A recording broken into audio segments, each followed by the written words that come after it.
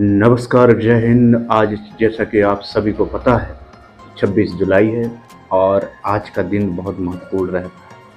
आज का दिन विजय दिवस के रूप में हम लोग मनाते हैं, याद करते हैं।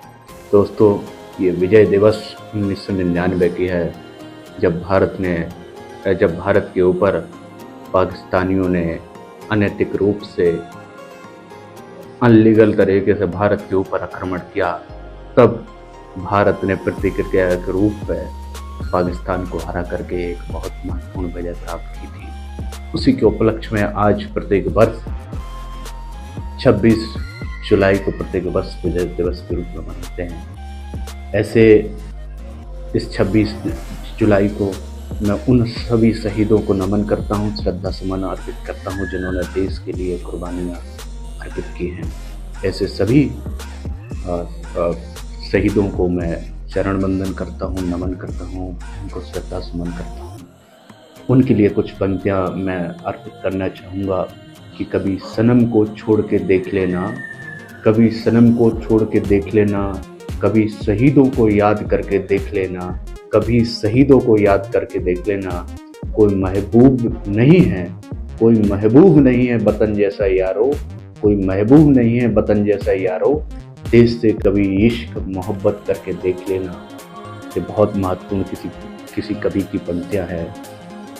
दोस्तों, लोग आपस में बहुत प्रेम मोहब्बत स्नेह करते हैं, लेकिन कभी देश से भी स्नेह प्रेम हम सब लोगों को करना चाहिए, और करते भी हैं हम सब लोग देशवासी होने के नाते।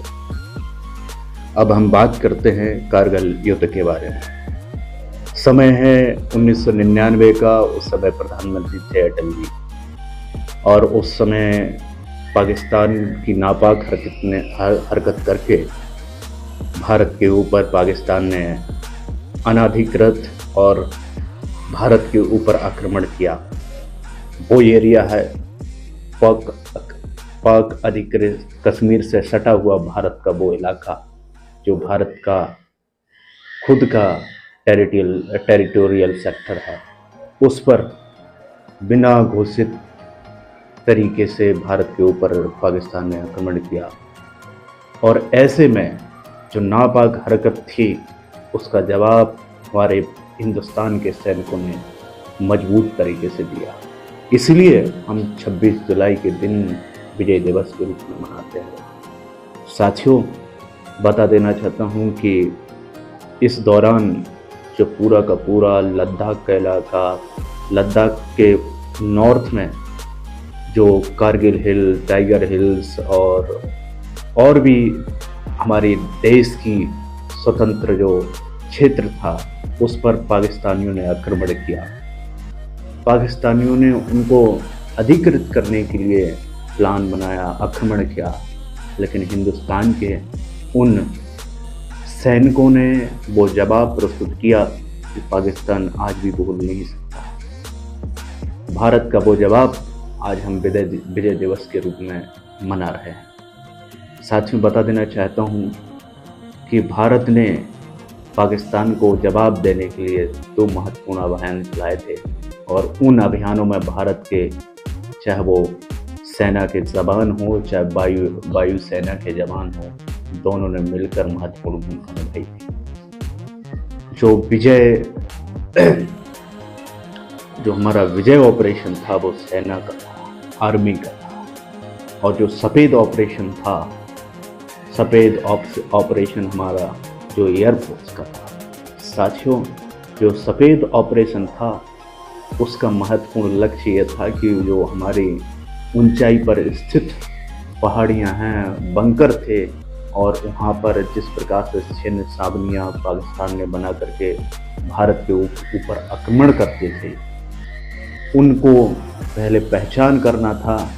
सफ़ेद ऑपरेशन के माध्यम से हमारे जो एयरफोर्स के जवान वहाँ पहुंचकर ऊपर से ये देखना था कि कहाँ सैनिक छुपे हैं, कहाँ कहाँ उनके अड्डे हैं, कहाँ कहाँ उन्होंने सैन्य अड्डे पाकिस्तानियों ने बना रखे। ये था। दरअसल बहुत सारे फिनोमेने रहे हैं, लेकिन उन शहीदों को जरूर याद हमें करना होगा जिन लोगों ने दोनों, चाहे वो विजय अभियान हो, चाहे हमारा सफ़ेद सागर अभियान हो, उन लोगों ने इन अभियानों में जो महत्वपूर्ण भूमिका निभाई है वो आज भी हमें दिल में यादगार रखनी होगी। उनको हमें श्रद्धा सुमन करना पड़ेगा। और वो उनका जज्बा और जुनून देश के लिए कितना समर्पण वाला होगा। तो उन्होंने ना परिवार की फिक्र करी, ना अपने स्वजनों की फिक्र करी, उन्होंने देश को सर्वोपरि रख करके देश के लिए प्राण न्यौछावर कर दिए। ऐसे सैन्य हमारे नागरिकों को, सम्मानित सैन्य नागरिकों को हमें श्रद्धा सुमन करना पड़ेगा, हमें याद करना पड़ेगा, हमें प्रोत्साहन करना पड़ेगा। अभी देश में कई मुद्दे उभर करके आते हैं, सैन्य जो हमारे आर्मी में से जुड़े हुए लोग रहते हैं, उन मुद्दों को छोड़ करके जिन लोगों ने महत्वपूर्ण योगदान देश के लिए दिया है उन लोगों को हमें ज़रूर याद करना चाहिए। मैं तो कहता हूँ कि जो लोग बाग अगर स्थानीय लेवल माध्यम से जिस भी तरीके से हम लोग बाग याद कर सकें, हम लोग याद करें, उनको श्रद्धा सुमन अर्पित करें। और जो हमारे फंडामेंटल ड्यूटीज़ भी हैं कि देश के लिए हम क्या योगदान दे सकते हैं, आप लोग जब पढ़ेंगे फंडामेंटल ड्यूटीज़ के माध्यम से आपको पता चलेगा कि क्या हम देश के लिए योगदान दे सकें। तो जो भी नागरिक देश के लिए समर्पित होकर इस प्रकार के काम करेंगे और उन्हीं के बलबूते पर हम भारतवासी गौरव महसूस कर रहे हैं और गौरव महसूस करते रहेंगे कि उन्हीं सैन्य लोगों के दम पर, उन्हीं जो नौजवानों के दम पर, उन्हीं जवानों के दम पर हमने युद्ध जीता और भारत का जो गौरव है उसको बढ़ाया और जो पाकिस्तान की नापाक हरकत थी उसको भी करारा जवाब दिया। दोस्तों, उस समय का माहौल समझिए कि जून जुलाई का महीना, एक जून का जो महीना रहता है वो सबसे ज़्यादा हॉटेस्ट मंथों में से एक रहता है। फिर जुलाई का महीना जब 15,000 मीटर की ऊंचाई पर जब हमारा भारत का सैनिक लड़ता है और वो ऊंची ऊंची पहाड़ियाँ, बर्फीले इलाके, तो ऐसी विषम परिस्थितियों में लड़ना कितना मुश्किल होता है। ऐसे में भारतीय सैनिकों ने बंकरों में, खाइयों में लड़ कर के काम किया, चाहे वो द्रास का इलाका हो, चाहे वो टाइगर हिल का इलाका हो, चाहे वो कारगिल का इलाका हो।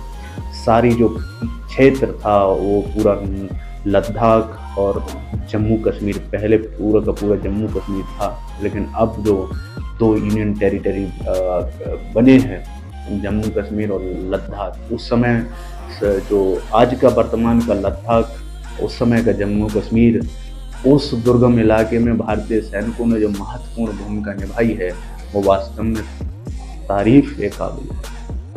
उनको हमें याद करना होगा, उनको हमें नमन करना होगा, उनको हमें श्रद्धा सुमन करना पड़ेगा।